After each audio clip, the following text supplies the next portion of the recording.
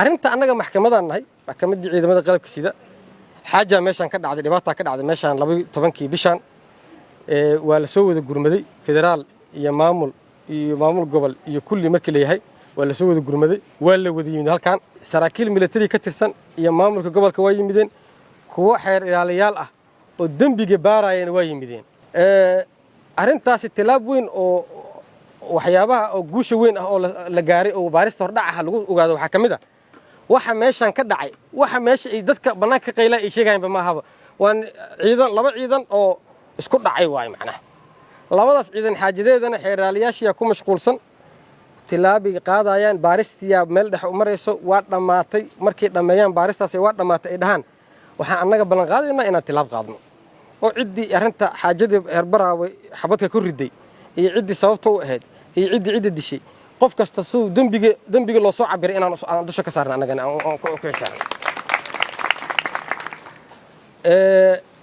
wasiirka ayaga dambeey doono waxyaabaha aan rabno waxa kamid ah oo maanta la qabtay ciidanka ku jiray gudaha iyo ciidamadii oo fiirsanayay waa kala saarnay oo waa kala sakinay qof kasto meel gaar ah aan dejinay inay iskor taagnaadaan waa dhameynay xaajadeedii annaga marka aan saas qabanay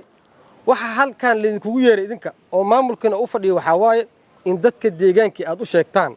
inay ganacsigooda furtaan meesha caafimaadka isbitaalka la furo suuqi weynayna lagu soo laabto si ay nolosha herbaraawe ilbaxnimadii iyo aqliga laga faa'iido jiray meeshiisa oo uga socdo marka annaga qof ahaan waxaan ballan qaadaynaa wixii maanta ka dambeeya saraakiishii ciidanka aadan ula hadalnay waxaan aad u amaanaa taliyaha guutada oo xamar naga yimid oo arintan wax badan nagala shaqeeyay qofka hadda kadib dambi galo san u taariifina waa asaa gale dambiga askariga gale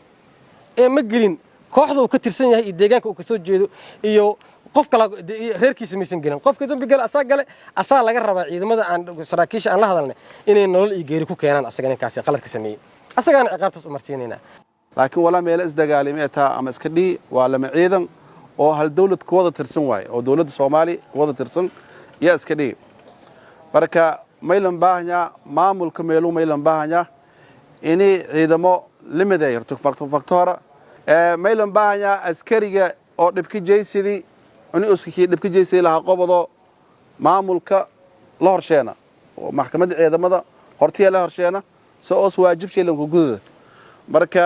wala hadda dhiina in markala han kanagana dhacdo hadda dheedina maxkamadda ciidamada qaybta xir ilaalinta iyo wali baariska wada markii baaris ha dhamaatana lan walba dhibka jeysidi usulka xisaabtamay wal qabiila arawna meelo majira dhamaantana Soomaaliya dhulkuna Soomaaliya iskale maamula meelun ku jira waxa waaye dawladda federaalka Soomaaliya meeluna ay ka mathalee maamulka koonfur galbeed inta ka mathalaas waxa waaye ciidanka xoog dalka Soomaaliya meelun iyo xureen waxa waaye tumi iyo afar dhamaado ku tumi afarta anta kooyan ilaa iyo tumusin roogan walaay oo iyo qobadan iyo meelanka baahan gadaal ka dheelna inay wanaajiyo maay sababtoo adoo wanaaka suubiday intuun sana dagaalamaasay intuun sana sabaraasay intuun sana ciidanka oo ka difaacasi shabaab wadonku dhulku ka difaacasi hooda gadaal ka dheelna mashaakil waaye